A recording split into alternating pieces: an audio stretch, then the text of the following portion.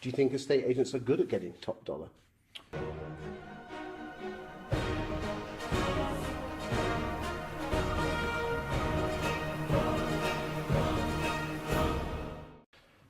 In some cases, yeah, but the majority, no.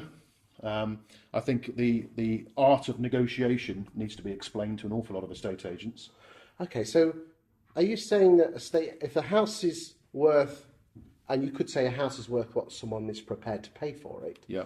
Are you saying that, let's just say there's a house that most estate agents would say 250? Yeah. Is the person that goes in at 280 wrong, or you're saying they're right? I'm saying neither. What I'm saying is the agents have got to get out of the word of valuing property. Their job is to position someone's home in front of the widest possible audience, take the responses, listen to the feedback, and then make appropriate adjustments until they find the sweet spot. So surely that requires valuers to actually listen to what their vendors want from the transaction, and if they want a quick valuation, a quick sale, then the price obviously has to be lower. Yep. And are you saying the ones that don't need such a quick sale, you can probably just overcook the valuation? No, again, you're not saying don't use the word valuation. Yeah. Have a fuller asking price, but with the knowledge that they're going to get that price. Am I going in the right direction? Or? Yeah, you are. So as far as I'm concerned, and obviously I'm a practicing agent now, I give advice to customers, vendors, people selling a home about. Because you still value. I still do it now. Yeah, to do it for my clients. Really? Yeah. Most of these area directors and of the big firms, they probably haven't valued a house in years. Probably not. No, I still do it. That's my passion.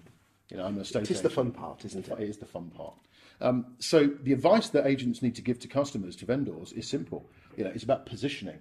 Yeah, if they know their market and they have a certain property which they've done some research on, then they need to position it in front of the right eyes, and that predominantly is the portals. And the pricing points on portals are where people look.